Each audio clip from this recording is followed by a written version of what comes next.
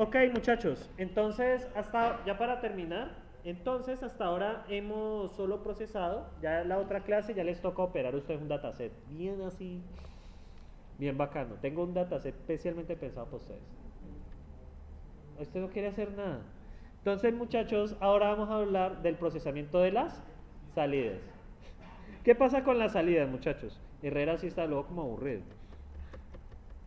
Por ejemplo, hasta el momento solo hemos manejado clasificadores binarios.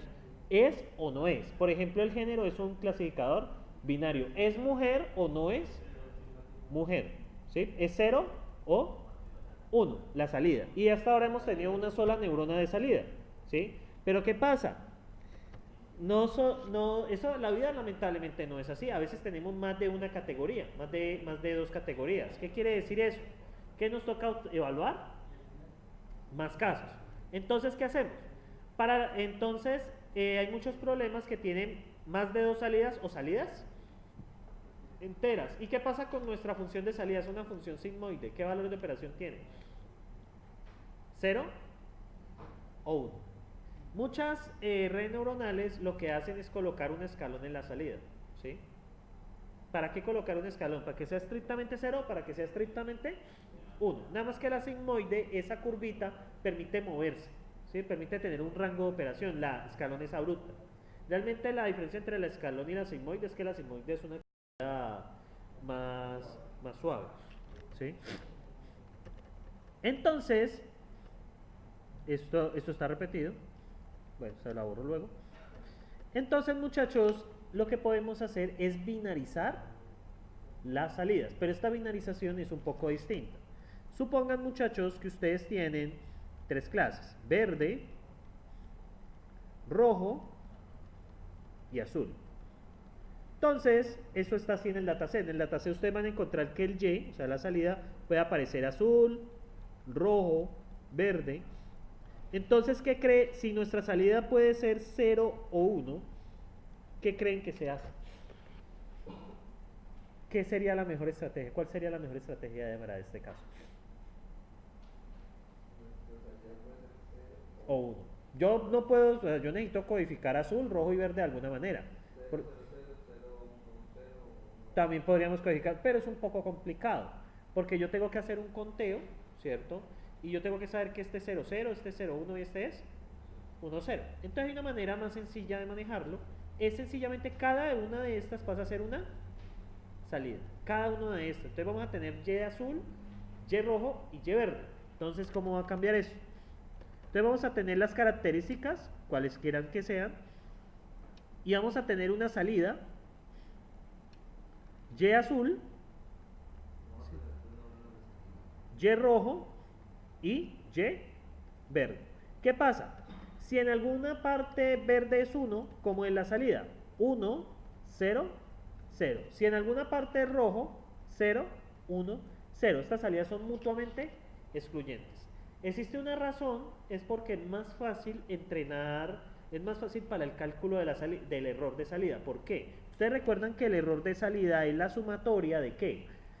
Si tenemos m salidas, ¿cierto? Es la sumatoria de igual hasta m, de igual a 1 hasta m, de la sumatoria de i igual a 1 hasta n. Estos son los patrones y estos son las salidas, ¿sí? De la salida esperada, Tetsuo, menos la salida obtenida. ¿Qué pasa? Cuando tenemos este caso que son varias neuronas, tenemos que sumar los errores en cada una de ellas. ¿Qué pasa si tenemos patrones de salida? Por ejemplo, 1, 1, 1, 1. Tendríamos que ver cuál es el error en la primera más el error de la segunda. Entonces se vuelve un poco más complicado que los pesos se ajusten. Por lo tanto, es mejor siempre tener un 1. ¿Sí? Para que el error solo corresponda a esa clase. Porque si tenemos clases que activen dos neuronas al mismo tiempo, entonces esto implica que vamos a tener un pequeño error aquí más un pequeño error acá. Y eso nos puede hacer el algoritmo que sea más difícil de entrenar. En cambio, si solo tenemos una salida para cada clase, nos comparamos solo con el error de ella. Entonces el error solo es de la clase, no involucra más clases. ¿Sí? Entonces, ¿qué quiere decir eso? Por ejemplo, si ustedes codifican 0, 0, 0, 1 y 1, 0 y 1, 1. Estas dos clases van a compartir esta neurona. Y estas dos clases van a compartir esta otra neurona. ¿Qué implica eso? Que cuando hay error aquí, hay un error acá, hay un error en esta clase, hay un error en esta neurona de acá, que representan dos clases al mismo tiempo. Entonces es más difícil de entrenar, porque cada clase tiene su propio comportamiento. Entonces una neurona pasa a estimar dos clases al tiempo. ¿Sí me siguen allí? O sea, dos conjuntos de entrenamiento influyen en la misma neurona, y eso no es bueno. Por lo tanto, es mejor crear una salida para cada clase. Y forzar que la salida siempre sea 1. O sea, alguna de las neuronas de salida siempre va a ser 1. Y eso es la solución. Entonces, les escribo acá. ¿Qué he dicho, muchachos? Entonces, ¿por qué no codificamos, cierto, en binario? Entonces, por ejemplo, clase 1 igual a 0, 0, clase 2 igual 0, 1, clase 3 igual, y clase 4 igual a 1, 1. La respuesta es ¿por qué? Es más difícil de entrenar porque el error cuadrático medio, ¿cierto?, aplica para más de una clase. Esto implica que al entrenar se deben tener en cuenta los patrones de ambas clases, ¿cierto? Eso vuelve un poco más complicado porque tenemos un patrón no lineal acá y otro patrón no lineal acá y afectando a la misma neurona. Entonces, ¿la solución cuál es? Una neurona de salida por cada clase. Entonces, por ejemplo, si tenemos 4 clases, sean 4 neuronas de salida. Es lo mejor que se puede hacer. Esta, lo que les mostré, es la clásica. Cuando ustedes tienen valores enteros, muchachos, ven, hasta aquí está claro, ¿no? Lo que hicieron acá. Carrillo, ¿por qué hago eso de colocar una neurona por cada clase? ¿Por qué hago eso? A ver si está aquí con nosotros. ¿No? Lo que pasa es para evitar que una neurona de salida sea afectada por más de una clase. ¿Sí? Con esto buscamos que cada neurona de salida corresponda a una clase. ¿Sí? Y el error cuadrático solo tenga que ver con esa clase, porque si no, el error cuadrático queda mezclado. ¿Sí? Con una neurona que tiene que ver con dos clases y otra neurona que tiene que ver con dos clases o más clases. ¿Sí? Entonces esto facilita mucho el entrenamiento. Por esa razón, cada clase corresponde a una neurona de salida. Es mucho más fácil de manejar. ¿Por qué Herrera no es tan bueno colocar esa codificación que vimos acá al principio? A ver si está con nosotros, que lo en otro mundo. ¿Ah? 0, 0, 0, 1, 1, 1 y 1, 0. ¿Por qué no es tan bueno? Eso pues, como ustedes me conocen a mí, eso es pregunta de parcial. Yo no les pregunto qué se hace, sino por qué se hace.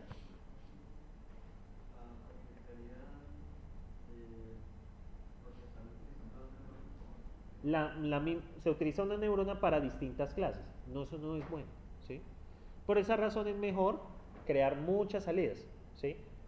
Y eso ya depende pues, de lo que estamos haciendo. Entonces, ¿es claros allí?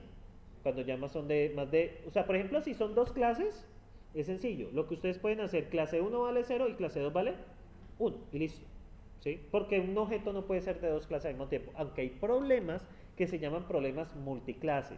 Que un patrón puede corresponder a dos o más clases. Pero eso ya son problemas que...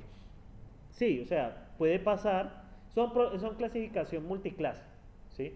¿Qué pasa con eso? Un patrón de entrada puede tener más de una clase. Entonces, por ejemplo, un patrón 1000 tal pertenece a clase 1 y a clase 2. Entonces, ¿cómo codificamos? Eso ya es un asunto que no escapa de acá. ¿Sí? ¿Estamos ahí? Eso ya es algo distinto. Entonces, muchachos,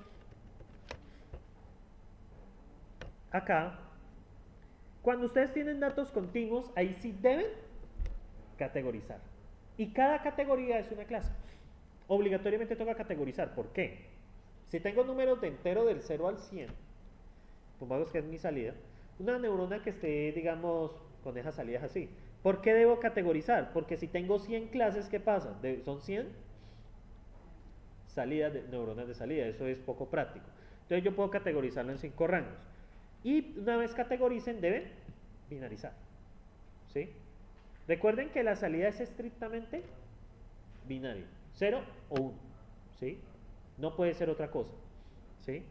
Categorías de texto, lo mismo, deben categorizar. ¿Ustedes acuerdan de las categorías de sexo, por ejemplo? ¿Cuántas categorías pueden haber en sexo? Femenino o masculino, hasta años 90, ¿sí? Ya ahorita nos salen 42 categorías. Ahora bien, bueno, eso es género realmente. Con lo mismo, hacen las categorías y deben binarizados, ¿sí?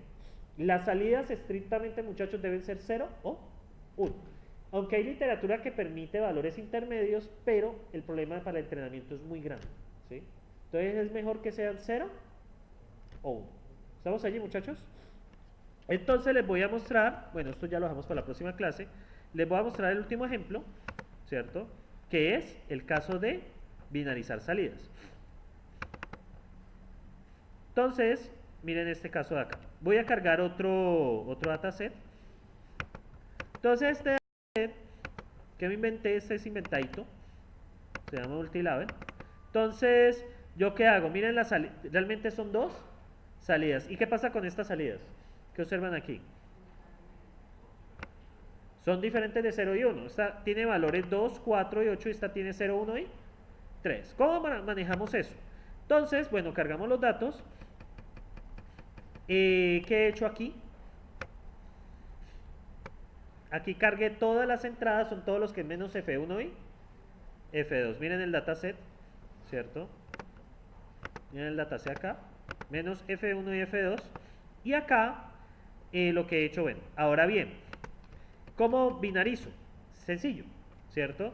Bueno, pd.dataframe, no se me azaren con eso, está creando un nuevo data frame. Lo que pasa es que processing es de sklearn. Sklearn escupe un numpy, ¿sí?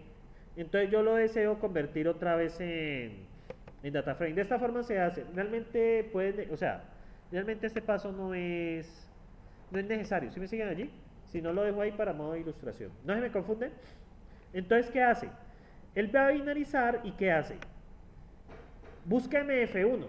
¿Y cuáles son las clases? 2, 4 y 8. Las va a convertir en 3 salidas. Una para 2, otra para 4 y otra para 8. Entonces yo como renombré esas clase 1, clase 2 y clase 3. Luego, ¿yo qué hago? La segunda tiene clase 0, 1 y 3. Ustedes deben conocer las clases. Sí, claro, debes conocerlas. Porque si no las conocen, no puedes hacer. Sí, se puede filtrar, claro.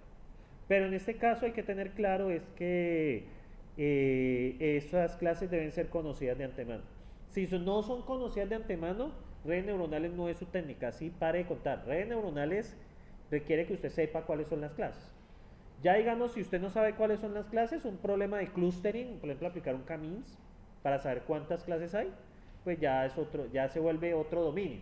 Pero eso es que yo ya ahora entiendo muy bien por qué el profesor dice que este curso debería ser más bien de Machine Learning. Porque redes neuronales sí es un tema, pero ustedes han notado que uno podría meter más técnicas. Y en eso estoy de acuerdo. Entonces realmente eso debería ser un curso de Machine Learning. ¿Ah?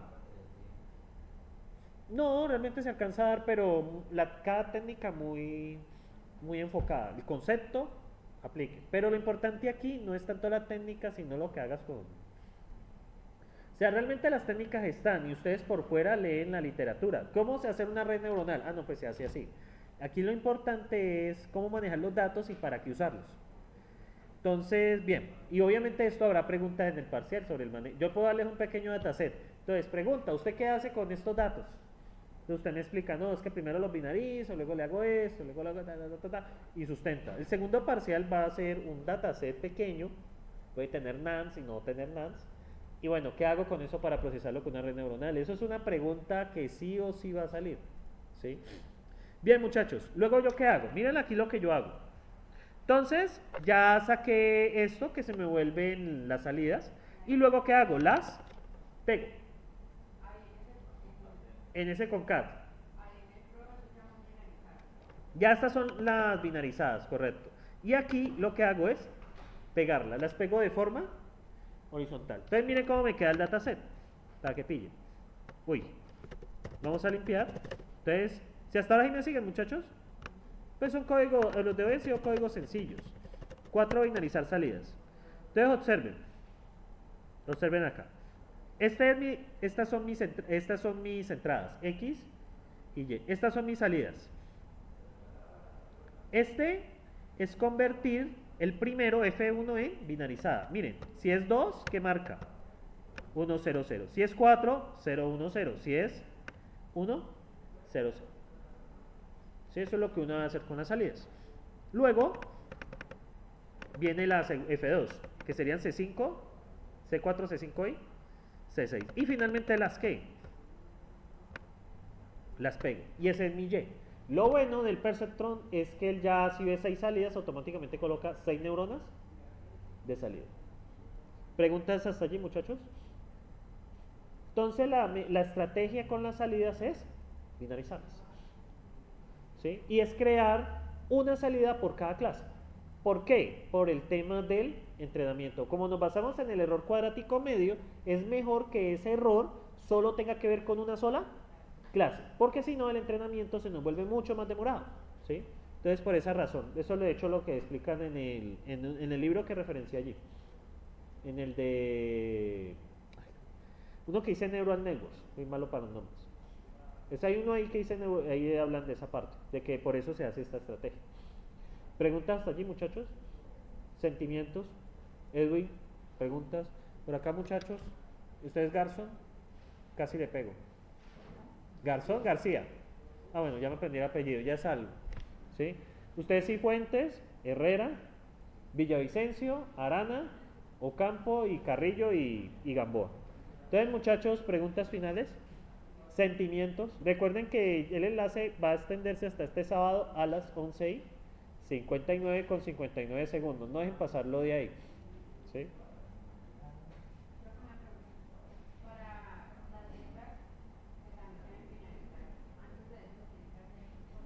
El factorice. Antes sí, claro, porque el factorice convierte eso en rangos. Y esos rangos yo ya los puedo pasar a valores.